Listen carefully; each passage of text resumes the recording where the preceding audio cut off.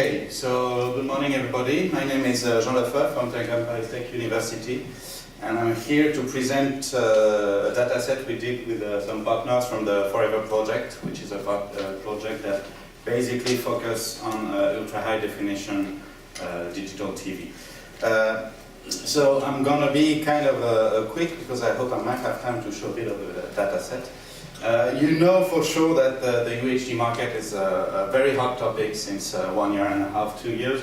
We had announcement at HEVC, at CES, there's going to be upcoming announcement at NAB this year as well. We got the first 4K TV display that are available with very aggressive pricing, like usually now it reaches less than 500 euros, so that could be $600, I'm not sure exactly. The market projection, when we started the project, the market projection was basically to expect something like roughly 4% of 4K TV in 2015. I think it's a bit out of date right now. It might be more at 3% of the overall set. And the market projection we had were targeting an 8% of market penetration for 4K display in 2017-18. So that's still means that, well, for at least a couple of years, we're going to have very low penetration of 4K displays, which means that in terms of broadcasting, it's very tricky to put on air 4K broadcast because you're addressing roughly 2-3% of the overall terminal part, which is not really nice. The second point is we're starting to see a lot of new devices such as tablets or like tablets, you know, like very big tablets, like 19 inches for 4K displays and entertainment. So these are also in production, in mass production, target in 2016, and there's been a lot of announcement on that. So that's the first part, the obvious part you will see, that is 4K, 4K, 4K. But ultra high definition, as far as we're concerned, is not just about the amount of pixels you put into your video. It's also a problem of frame rate. What can you achieve on the current devices and next generation devices? So most of the time broadcasters do not run 50 or 60 Hz progressive. They usually run in interlace mode at those frequencies. What we're trying to check here is, okay, what do we have at those frame rates, 50, 60 progressive frames per second, maybe up to 100. Again, here, the set of terminals that is available is not that big, so it's a problem for broadcasters to start shooting and airing content at those frame rates. The second point we want to address is, of course, high bit depth. So there's two parts here. The first one is what is usually called professional video quality, so that's basically 10 bits instead of 8 bits. And the second part is also high dynamic range, which is a topic that comes again and again in the place, that is 16 bits per color component. So here again, we do see a low market penetration, so the idea behind that was to say, okay, it's quite logical that in the next years, the first deployments of services for those kind of ultra-high definition formats will be OTT. Okay, so there's going to be maybe IPTV, but likely OTT things. So we thought that overall, investigating this could be a good idea. So when we started the project, we had to make technical choices. Of course, it's a big project that we're running, so we have investors from government, different government agencies, and so the obvious choice was we have to go for standards. As usual, government really prefer standards. So in terms of video compression, you need something that, of course, is able to compress at least 6 gigabits per second. That's the basic 4K 60 Hz in 8 bits, but it can go much higher if you go to 10 or 16 bits. And the natural choice for us was, of course, to pick up HEVC, the new codec from ISO and ITU. The codec is very well suited for 4K because it has much larger macro blocks than one we had in the past that helps quantifying the very large picture sizes. It supports 8-bit, 10 bits. There's also extensions going on right now to go beyond and up to 16 bits. But the standard as it exists only supports 8 and 10 right now.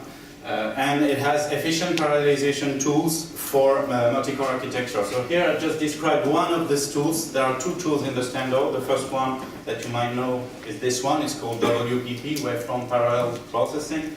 And the goal is basically to be able to start decoding a second row of coding units once you're somewhere in the first row, not always at the end. So that allows you to dispatch in several calls of processing. The second one is called tile encoding, where you basically reset all your Kava context at boundaries of rectangular areas inside your frame. So you can decode, let's say, one quarter of the picture, and the second quarter, decode them in parallel. So that's for the HEVC part, and then at the delivery side, of course, we're very active on Dash. You might know us from also our open source project, GPAC. So, of course, Dash was the obvious choice for us. We need to be able to have something that is efficiently in terms of packaging, because we're talking about very large data rates. And so the natural choice was to go for the ISO-based media file format in terms of Dash, and not for the TS part, because at those rates we had a lot of overhead and it was kind of complicated. So we also picked up Dash because, as I told you, we're also investigating the use of UHD in terms of high definition for digital TV, and that also impact broadcast. So we wanted to have a standard that is somehow considered by broadcasters. Dash is actually something that is investigated by 3GP or by GVB for different evolutions of their products. So we thought it was a good idea to build the dataset on those technologies. Okay? So we have lots of existing good datasets. The best ones, of course, come from MMSys. That was the one on Dash we had 2 years ago, and there was another one last year on distributed dataset. The problem we had with those datasets were, A, they were not targeting UHD, and of course they were based on HEVC coding and not HEVC coding, which was not the big issue, the HEVC. The big issue was UHD. The main issue we had is actually HEVC data or video data for those kind of services. You have very few sequences available. What you have are sequences from the ISO and ITU, but these sequences are usually short, like they last for 10 frames, 500 frames. That makes it like 10 seconds, 12 seconds, which is kind of hard when you want to do dynamic analysis of a real Dash setup where you need at least 2 minutes of runtime data to understand what's going on.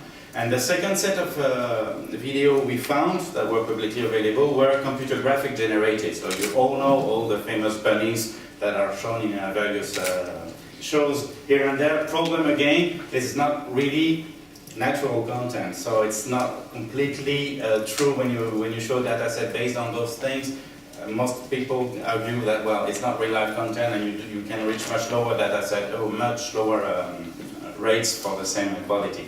So we basically decided to shoot our own sequences based on what we had available, because we had broadcasters in the project, and try to push a public one so that you don't use private datasets with all the interoperability risks that you may get. Okay, so there we go. The dataset is something that was shot from Sony f65 camera in RAW mode. I'll give you the color gamut here. It was shot at 4K in 60 Hz. We have a run length of 2 minutes, 22 seconds and 16 frames. And the entire sequence has been downsampled to 720p and 1080p, both at 30 Hz and 60 Hz. We do not provide in this dataset 4K at 30 Hz. Because during the project we made some experiments and we made some user trials, and it was not deemed interesting to push out for 4K at 30 Hz because there was no convincing differences between a decent 1080 at 60 that was shown in parallel. So we decided not to go that way. In terms of coding, what you will get in the dataset is main and main 10 HEVC profile, 2 megabits up to 20 megabits closed gap of 2 seconds. It's WPP enabled in case you need to work on your parallelism, and you got in the dataset all the PSNR information for each GOP. It's an average PSNR per GOP, so that you can extend it a bit more. Going further, so Dash, you saw a bit of everything. There's all the configuration you can imagine in the Dash. In-band parameter set, which is usually what you get in broadcast. out-of-band parameter set, which is typical VOD content, and we extend it with on-demand profile and main profile using byte range request. These are not really used in the industry right now, but still. Segment duration is 2 seconds, 1 go, 4, 6, 10, or 20 seconds, depending on how you want to test your link. And everything is, of course, time-aligned. We've got different ways of accessing of the content. You can get all the representations you want at once, or you can get only the 60p content, or only the 10-bit content, and only the 4K content. And to the best of our knowledge, but the specification is evolving, we're trying to stay compatible with the HEVC recommendation from Dataset. So there it is. You will get all the links on the paper. It's licensed under NC from Creative Commons license, and there's more information on this download page here. Performances are good, but it's not like real, it's more a plus for us. Check it out. It's powered with the Open HEVC decoder. The guys did a very good job on this decoder, and we reached decent performances, not on this old MacBook, but on most recent multi-core devices, reaching up to 600 frames per second on 720p and 100 frames per second on 4K 60. Okay, so that's an amazing piece of software you will get there for your test. It will be showcased in NAB, so maybe if you stop by, you'll have some things to do there.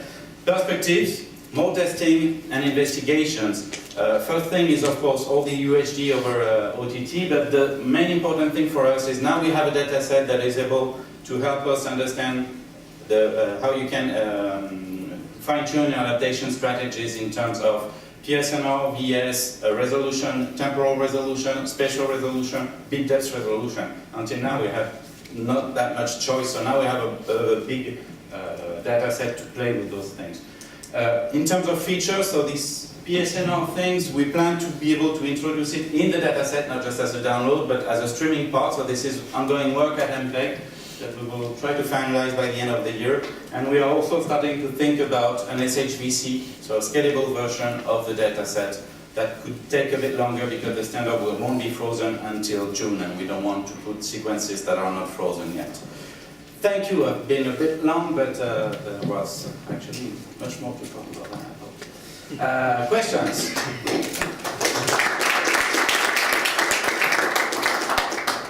Thanks a lot. I think we have time for one quick question. Yeah, go on. What is the difference between Open HEVC plus GAPC and standard HEVC? Sorry? What is the difference in the tools usage, Open HEVC and GPC? I mean the standard HEVC. No, it's just an implementation. The Open HEVC is, we wanted to provide a data set that you can play back. And so we made sure that we have all the tools, public tools available. In that case, it's free software, so that you can play back the data set. HEVC is the coding format. Open HEVC is an implementation of the decoder. And with GPAC, we added the 10-bit support output because it's kind of impossible to get an open source stuff with 10-bit support, so we had to work on that as well. Only decoder? Encoder also? Encoder is a professional encoder, so it's not open source. Okay, thank you very much. Thank you.